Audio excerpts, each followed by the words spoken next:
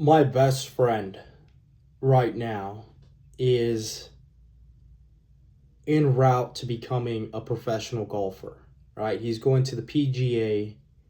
He's going to qualify because he's good at golf. And, I never understood when he told me find something you enjoy because it makes life easier.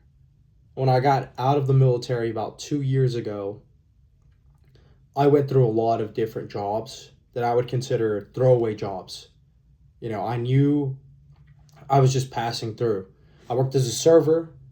That was a fun job, but the money wasn't there for me. Then I sold stuff at a big cell phone company that I'm not going to name. And I think it was the first week I knew I did not want to be there, but I needed money and I had bills. And when you're an adult, you got to do things that you don't want to do sometimes.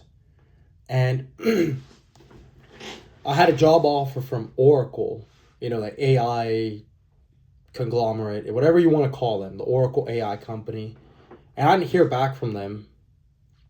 And I had just started becoming a personal trainer. I'm close to being a month into the personal training, fitness industry. And I'm actually glad. I was bummed out when Oracle never got back to me, probably the first week.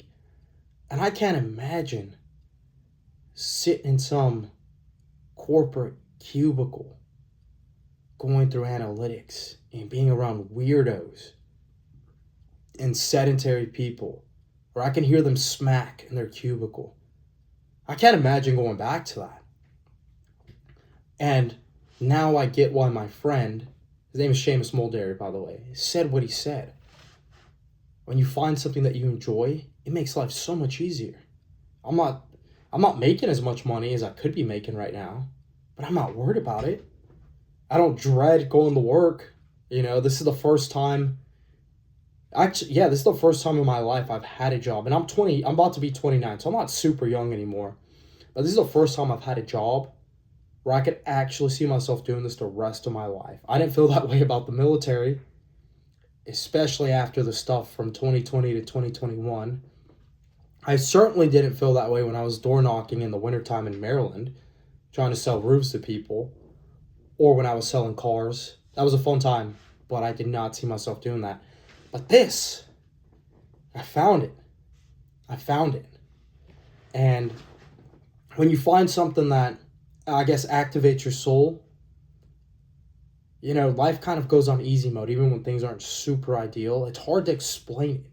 You're almost like in a type of spiritual flow where, there might be some friction, there might be some things that aren't lining up, etc., etc.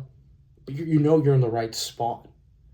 And when it comes to America as a whole, I've noticed a lot of people tend to just be on autopilot. People counting down the days to retirement when they've been somewhere 10 years. You kidding me? That's 10 years of your life you're not getting back. What happens if you get fired or laid off before then? Huh? Why not find something that you enjoy that you can monetize? Everybody has BS hobbies, but everybody has hobbies that are skills that they can monetize. I do believe that. Mine is making America healthy again. And I don't mean in the RFK way where I shill for big companies and, just do stuff. I mean, in my community, start local, helping people get fit, teaching them about nutrition, teaching them to set themselves up so that, the gym is no longer associated with pain. It's like brushing their teeth. Even if they don't want to do it, they still do it. And I tell my clients, I want you to get to the point where you don't need me anymore, to where you're on autopilot. The gym is, you don't even think it's non-negotiable. It's just a part of your daily ritual. Even if you are feeling down, you go and you BS around for 20, 30 minutes. Before you know it, you lose the feeling. You get in a state of flow and you can get a slight pump in. And even if it's not intense, you don't have to be intense. Or you go walk for 30 minutes. Do something. I know for a fact that this country would be 1,000,000,000 times better if everybody was physically capable in some way, whether it's martial arts, extreme fitness, being athletic, or a combination of all of those. Without a doubt, this country would be restored and be better than it ever was if everybody had some kind of physical endeavor like that.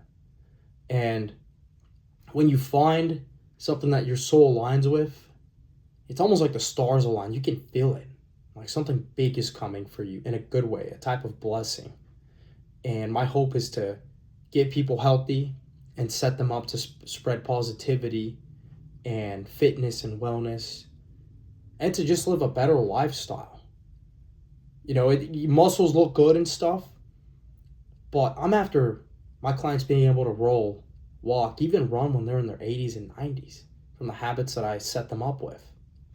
That's what I'm after. I want functional fitness people that are also strong, that have good calisthenics, but just well-rounded people. You imagine how much better America would be if everybody walked around like that. They had that head clarity. And they weren't eating seed oils every single day. I enjoy my seed oils once in a blue moon. Don't get me wrong. I'm talking once every 3 or 4 months. But that cannot be a lifestyle. There's absolutely no way that people sustaining off of seed oils is going to be good for the economy or even good for the longevity of this country.